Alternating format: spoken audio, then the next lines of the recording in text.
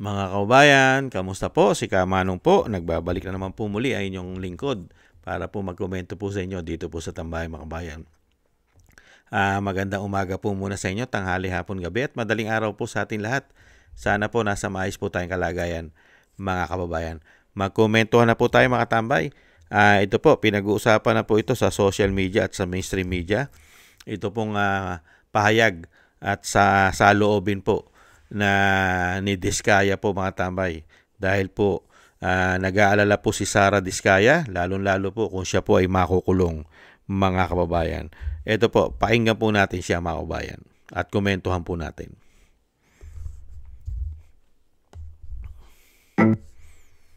Speaking of kulungan, ano po bang nai-imagine ninyo? Na makukulong talaga kayo? Anong nai-imagine ninyo?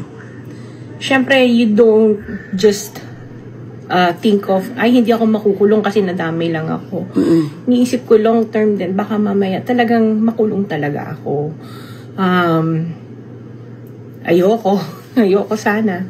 Kasi, as everyone knows, my kids, they all have ADHD.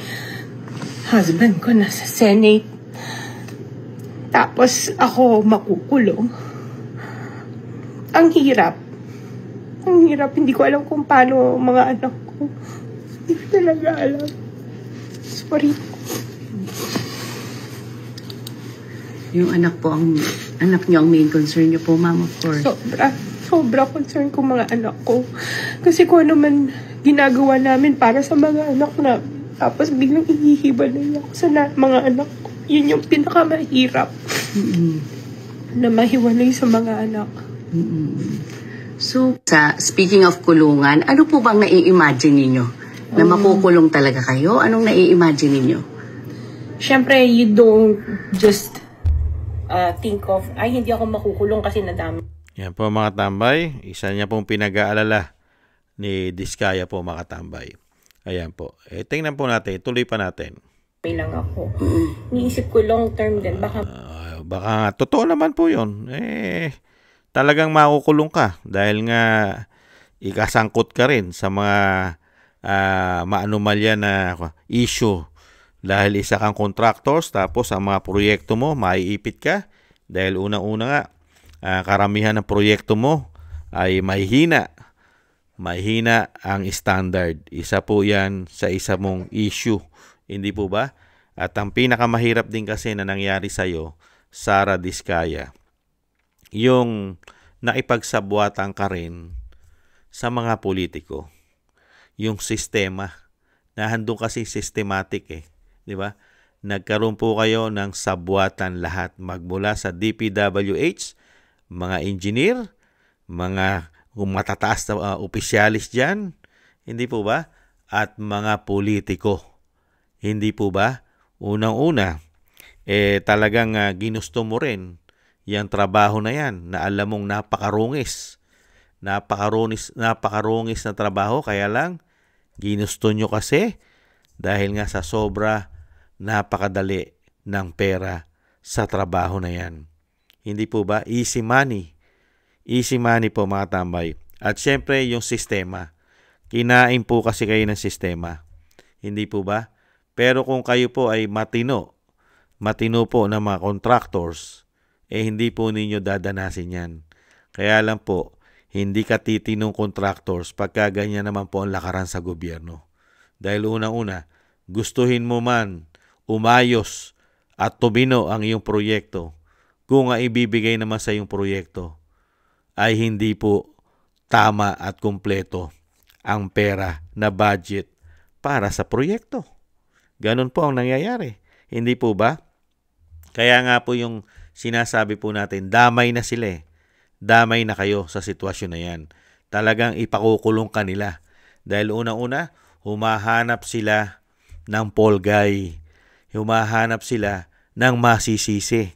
At humahanap po ngayon ang gobyernong ito ng maituturo kung sino po ang mga magnanakaw na sinasabing pinaka-ulo ng korupsyon at isa kayo ron at itinuturo din si Saldico at ang mga congressman at mga senador na pinupuruhan po nila. Hindi po ba? At ngayon, nakakalungkot man dahil sa iyo nga sa sinasabi mo na ikaw ay nalulungkot para mawalay sa iyo ang iyong mga anak. Nakakalungkot naman talaga. Kaya lang kailangan mangyari din sa iyo yan. Ang nakakalungkot lang, ang nangyari, ikaw lang, kayo lang, hindi lahat. Hindi po ba? Yan ang nakakalungkot talaga.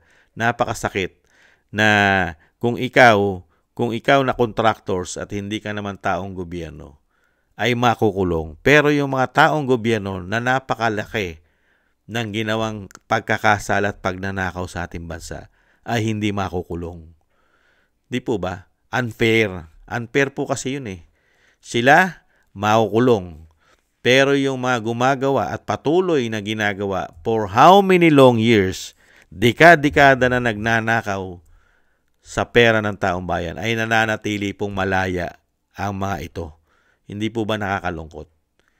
Samantalang itong Diskaya, nagninegosyo mga tambay para kumita. Kaya nga lang po sa maling pamamaraan din ang nangyari.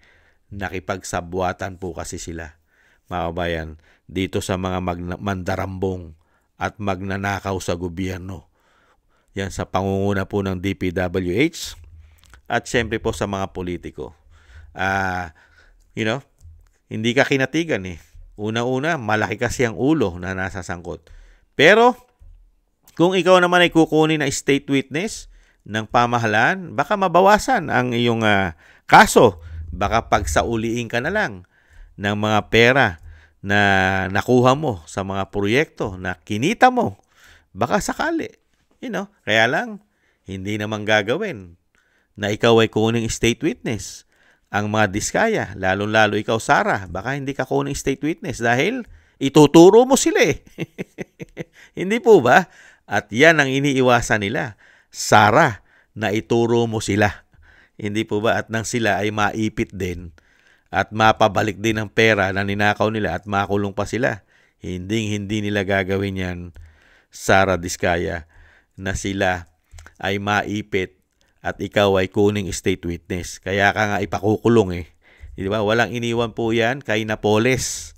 Ang mga politiko, ligtas at malaya, pero si Napoles ay nakakulong pa rin. At hindi natin alam, baka isang araw ay makalaya na rin yon. Hindi po ba? Ganyan din ang mangyayari sa inyo, Diskaya, at sa mga marami pa o sinasabi nila na ipakukulong pa raw nila. Ganyan po talaga. Kayo po ang magsasakripisyo dahil nagkasala kayo, dahil sa inyong mga proyekto na karamihan daw ay ghost project at mahihinang standard, ay isa rin pong kasalanang malaki yan dahil kayo po ay kontraktor. Hindi po ba? Dapat ang kinukontrata nyo sa gobyerno ay maayos at may standard at hindi ghost project. Diyan kayo naipit. Hindi po ba? Kaya nga lang po, ang sinasabi nga po natin mga kabayan, unfair. Unfair po. Kasi yung mismong ugat at ulo na mga sindikato sa pagnanakaw sa ating bansa, masasaya. Naghahalakhakan. Umiinom pa ng masasarap na alak. Paparty-party pa. Baka nga nagpupulburon party pa ang mga demonyo umano. Hindi po ba? At ang nakakalungkot, maleta ang nakukuha nilang pera. Bilyon-bilyon ang dinideliver sa kanila sa loob ng isang buwan. Daan-daang bilyon. Malayang-malaya. At hindi po makukulong sa panahon po ng binagoong Pilipinas. Kaya nakakalungkot, Nakakalungkot. Talaga nakakalungkot talaga. Ganun talaga dahil naranasan mo naman maging mayaman. Naging bilyonaryo ka rin yata at daan-daang milyon o daan-daang bilyon din yata ang iyong naging pera. At yumaman ka na yumaman, mga kabayan, nalasap mo naman Nalasap mo naman ang kayamanan na inaasam-asam mo para sa pamilya mo. Hindi po ba, Sara Diskaya? Kaya nga lang, yung kaparusahan dahil mali din. Mali rin ang ginawa mong proseso o negosyo na ginawa mong sabwatan. Yun po ang mahirap dun Yung negosyo mo, okay. Sinasabi mo, kontraktor ka. Pero yung proseso at paano implement. Doon ka nagkasala. Hindi po ba? At ang pinakamabigat, uulitin natin, nakipaggamitan ka. Nagamit ka at ginamit mo rin sila. Yan po pinakamatindi nun. Kaya nga, kaya nga isang damukal din ng mga ari-arian mo, hindi po ba? Na hinahabol din ng gobyerno.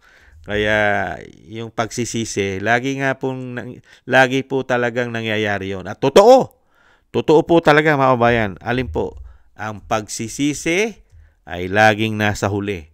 Totoo po yan. Nangyayari po talaga yan. Yan po ang nangyayari ngayon kay Sara Diskaya.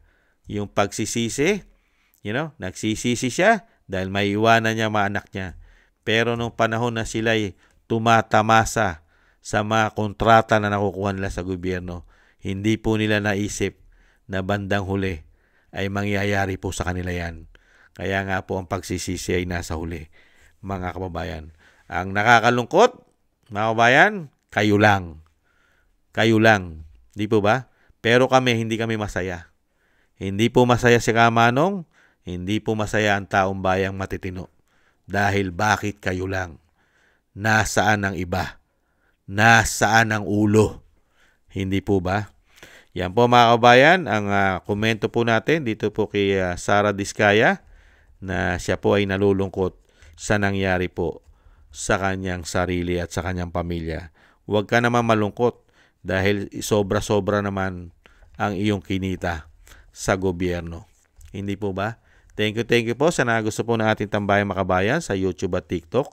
At ganoon din po sa mga subscribers po natin mga kabayan. Thank you po sa inyo. Sa mga nagbibigay po ng tulong, sa mga nagko-comment, like, share, and subscribe. Maraming salamat po sa inyong lahat. Shoutout po sa inyong lahat. Ingatan po kayo. Lalo-lalo po sa inyo pong mga paggawa. At syempre po, yung dasal po natin sa ating pong buong sambayanan at sa pamilya Duterte na tayo pong lahat ay maingatan sa kapahamakan, mga kababayan. At syempre po, ipagdasal din po natin na madugtungan pa po ang buhay at kalakasan ng dating Pangulo at makalabas na po siya sa lalong mabilis. Thank you po sa mga dasal, mga kababayan. Ingat-ingat po tayo. Paalam. Bye-bye.